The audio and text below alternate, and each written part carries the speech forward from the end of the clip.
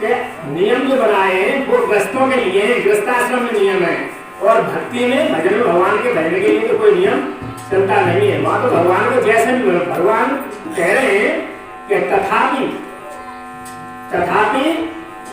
भगवान कह रहे हैं कि भक्तान भजते यथा, यानी जिस प्रकार जिस भी रूप में भगवान वो भक्त मुझे जैसा भजता है मैं उसके लिए उसी रूप में भज जाता हूँ, तो उसके लिए तो कोई नियम नहीं है।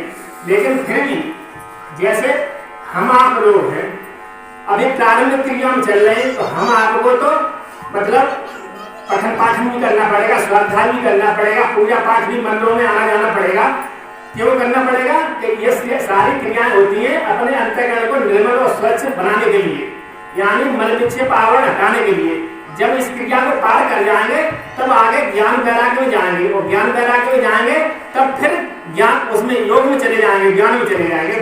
यानी कहने का मतलब ये है कि ज्ञान रूपी चादर पर भी भक्ति रूपी रंग चढ़ना जरूरी है।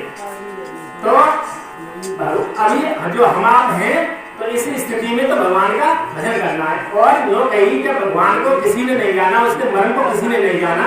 भगवान भी कहते हैं कि मातृदेव कश्यप मुझे कोई नहीं जानता है, लेकिन भगवान को जानते हैं। वो आगे भी बता रहे हैं भगवान मुझे जानते हैं।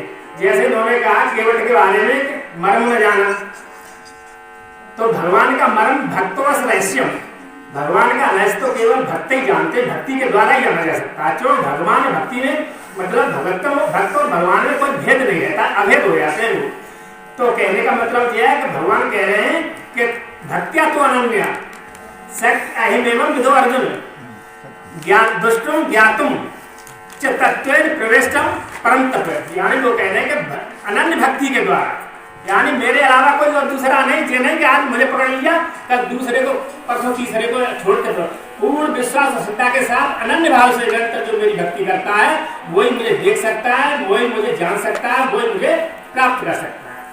तो यहाँ पर भक्ति को बताया है कि अनन्य भाव से जो मुझे भजेगा निरंतर तो वो मुझे प्राप्त कर लेगा। अब बात आई अब मेन मुद्दे पर, जो माता में श्लोक बोला था कर्मा अन्योत्र नायम लोको कर्म बंधन तरुत कर्म कौनते मुक्त संग समाचार। नहीं शांत रहा भाई। तो कहने का मतलब है यहाँ कर्म के ऊपर चर्चा चली है। तो यज्ञार्थ कर्म के बारे में है कि ये कौन सा कर्म है। तो यज्ञार्थ कर्म कहते हैं कि जो कर्म सकाम भाव से किया जाता है, कामना लेकर के किया जाता है, वो तो कर्म होते हैं सकाम, वो कर्म होते हैं बंधन के कारण। ये संसार बना है कर्म में वही संसार है, कर्मों के आधार पर संसार बना है। जैसा हमने कर्म किए उसके हिसाब से हमको गति मिलती है और उसके हिसाब से हमको भोग प्राप्त होते हैं, उसी के हिसाब से हमें योनि मिलती है और उसी योनि में भोग मिलते हैं। ये हमारे कर्म के आधार पर होता है। तो कर्मदेव, तो जब कर्म के आधार पर भगवान कैसे कह रहे हैं कि कर्मदेव या जायते जंतु, कर्म से ही जन्म होता है और कर्मदेव विलीयते, कर्म से ही मरण होता है। तो फिर सुखम दुखम और भय क्षेमम कर्म में वह पद्धति, वो कह रहे हैं कि कर्म के आधार पर जन्म, कर्म के आधार पर मरण, कर्म के आधार पर शोक दुख भय और क्षेम आपकी रक्षा, ये सब कर्म के आधार पर होता है। तो जब भगवान कह रहे अब तो जो सकाम कर्म करते हैं, हम कामना लेकर कर्म करते हैं, इच्छा लेकर के कर्म करते हैं, वो कर्म हमारे बंधन के कारण बनते हैं। वो हमें बार बार संसार में लौटा के लाते हैं क्योंकि उनका एक कर्म बंधन संस्कार होता है, यानी कर्म ही हमें बांधने वाले हैं और कर्मों से हम छूटते हैं। तो अब कर्म कौन सा करना चाहिए? यज्ञार्थ कर्म होता है जो भगवत अर्पण बुद्धि से किया जाता है, भगवान को स्मरण करके किया जाता है, भगवान को के निमित्त किया जाता है, या परमात्मा के निमित्त जो कर्म होते हैं, यानी जो हम निष्काम भाव से कर्म करते हैं, जिस हमारी कोई इच्छा कामना नहीं है, हम तो केवल कर्तव्य कर्म है हमारा का, हम परमात्मा के, परमात्मा ने हमको भेजा है, मनुष्य शरीर दिया है, तो इसका कर्तव्य बनता है केवल और केवल भगवान से जुड़ जाना, केवल और केवल भगवान की प्राप्ति कर लेना, यानी अपने स्वरूप को जान जाना। अभी हम दुखी क्यों हैं? अभी हम परमात्मा से विमुख हैं और अपने को भूले हुए। क्यों? कि उसकी माया के कारण हम मोहित हो रहे हैं, इसीलिए हमने ये जड़ शरीर देहात्म बुद्धि बना ली है कि मैं शरीर हूँ, और जब मैं शरीर हूँ और मैं कर्ता बन गया। यानी ज्ञात कर्म में कर्ता नहीं बनेगा, बनना पड़ेगा। कर्ता बनोगे तो भोक्ता बनोगे। तो कर्म जो का है हमें ये भुक्ति दिलाएगा और बंधन दिलाएगा। तो ये ज्ञात कर्म नहीं, जो हम आप इस समय जो कर्म कर रहे हैं अपने शरीर के लालन पालने के लिए, स्त्री बच्चे और परिवार को पालने के लिए धन दौलत इकट्ठा संचय कर रहे हैं, ये कर्म हमारे सकाम नहीं है, बंधन के कारण है, ये ज्ञात कर्म नहीं है। ज्ञात कर्म तो वही है कि भगवान का भजन और भक्ति करो, निष्काम काम से करो, उसकी कोई कामना कम करो, हमें प्राप्ति हो जाए। तो जब मनुष्य आता है जीव मतलब तो ये भोग विषय भोग होता है, इसे विषय भोग तो उसको ऑटोमेटिक प्रारब्ध के प्राप्त होते हैं। तो जब जन्म लेता है तो दो चीजें लेकर के आता है। यूँ कहते हैं अब चर्चा चलती है कि मनुष्य कुछ लेके नहीं आता है, जीव कुछ लेके नहीं आता है। दो वस्तु लेके आता है, एक तो लेके आता है प्रारब्ध, जिसके आधार पर तुम करो चाहे मत करो ऑटोमेटिक समय पर वो तुम्हें भोग के लिए चीज प्राप्त हो जाएगी। और दूसरा आता है लेके पुरुषार्थ, और जो पुरुषार्थ आता है, पुरुषार्थ कर्म करने होते हैं, उसी को कहते हैं ज्ञातार्थ कर्म, यानी पुरुषार्थ कर्म जो है। लेकिन हमने यहाँ बहुत बड़ी भूल कर दी है। भूल हमने क्या की है कि जो एक पुरुषार्थ कर्म है, ज्ञातार्थ कर्म है, उनको हमने अपने कामना से जोड़ दिया। धर्म, इस धर्म को हमने अपनी कामना से जोड़ दिया है। हम जो शुभ कर्म करते हैं, हम धर्म का कर्म करते हैं, हम वो भी उसके बदले भी हम कुछ न कुछ चाहते हैं, सकाम करते हैं।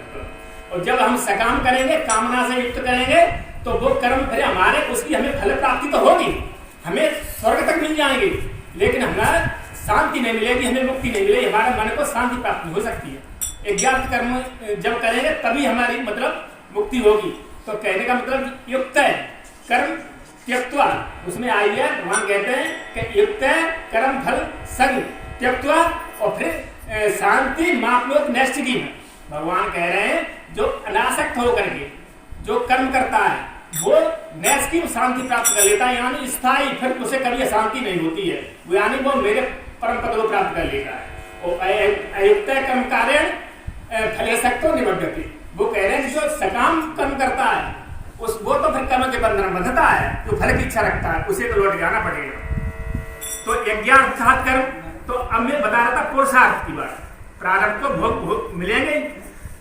जो पुरुषार्थ कर्म हम करते हैं उसमें हम सकाम कामना को जोड़ देते हैं अपनी को, तो वो कर्म हमारे सकाम कर्म बन जाते हैं धर्म के कर्म, लेकिन वो सकाम हो गए, तो उससे हमें मुक्ति नहीं मिलेगी, भुक्ति मिलेगी।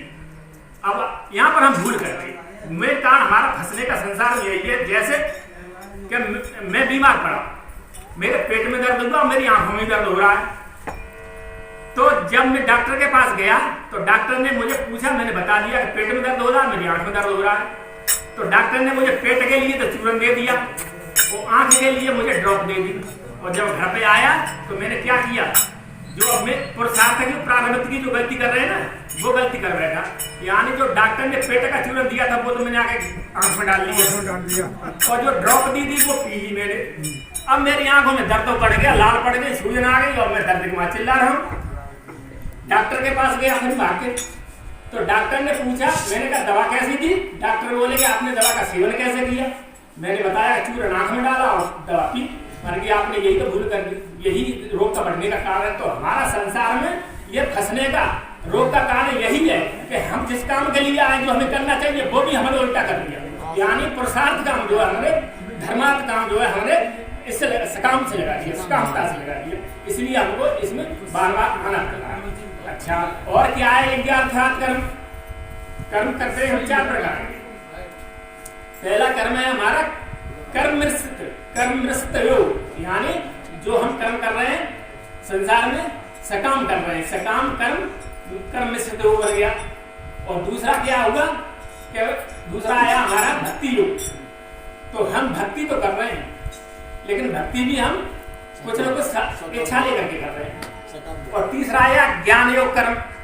ज्ञान योग कर्म क्या है कि हमको 8 सिद्धियां प्राप्त हो जाएं, ये हमारी लालसा, इसलिए हम अपने ज्ञान योग कर्म वो योग कर्म हमको 8 सिद्धियां प्राप्त हो जाएं। और तीसरा आया ज्ञान योग।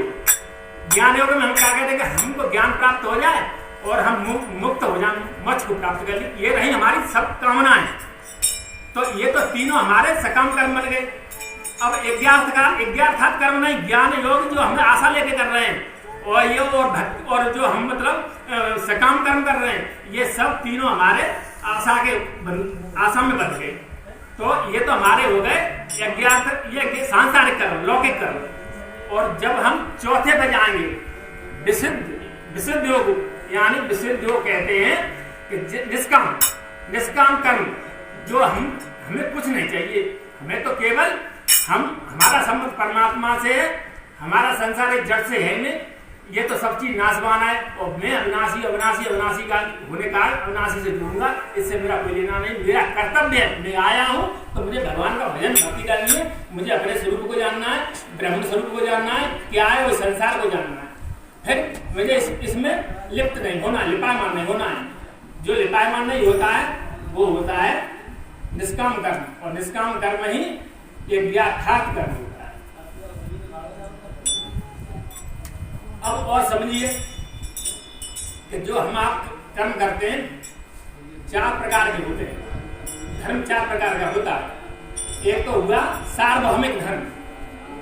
सार्वभौमिक धर्म क्या है कि जब पृथ्वी पर जितने भी जीव हैं उन सबको करना चाहिए, यानी दैवी गुण अपनाने चाहिए। क्या हिंसा न करें, सत्य बोले, आसक्ति मतलब आस्ति चोरी न करें, मतलब दया होनी चाहिए, धर्म होना चाहिए, क्षमामान होना चाहिए। ये दैवी संपदा के गुण हम सबको अपनाने चाहिए, ये कर्म करने चाहिए। अच्छा, अब इससे आगे बढ़े तो आया दूसरा व्यवहारिक कर्म। व्यवहारिक कर्म कहते हैं लौकिक कर्म। वो क्या होता है कि जैसे यज्ञ लोग यज्ञ करते हैं, पंचयज्ञ बोलते हैं जिसको। एक तो है ये होता है ऋषि यज्ञ, एक होता है मनुष्य यज्ञ, एक होता है पितृ यज्ञ, एक होता है देव यज्ञ, और एक होता है भूत यज्ञ। तो ऋषि यज्ञ क्या होता है, जैसे पितृ यज्ञ क्या होता है, पिता की मतलब सेवा करना है कर्म ढंग से, माता पिता की। और मनुष्य के क्या होता है, जैसे हमारे यहाँ कोई अचानक अतिथि आ गए, उनका अतिथि सत्कार करेंगे, वो भी यज्ञ है। ऋषि यज्ञ क्या है, शास्त्रों को पढ़ना, स्वाध्याय करना, ये ऋषि यज्ञ है। तो ये हमारे व्यवहारिक कर्तव्य कर्म हो रहे 5। और 5वां है भूत यज्ञ। भूत यज्ञ भी 5 भागों में बांट दिए जाते हैं। भूत यज्ञ ये होते हैं कि उसमें कहा है कि एक शिष्टा सिंधु संतो मुच्यते सब किल सही, यानी भुज्यते तो हम पापा पंचयांत कराणात। वो कह रहे हैं कि 5 जो यज्ञ से बचा हुआ शेष होता है, उसको प्रसाद खाते हैं तो उसे पा करके संत तो सभी पापों से मुक्त हो जाते हैं।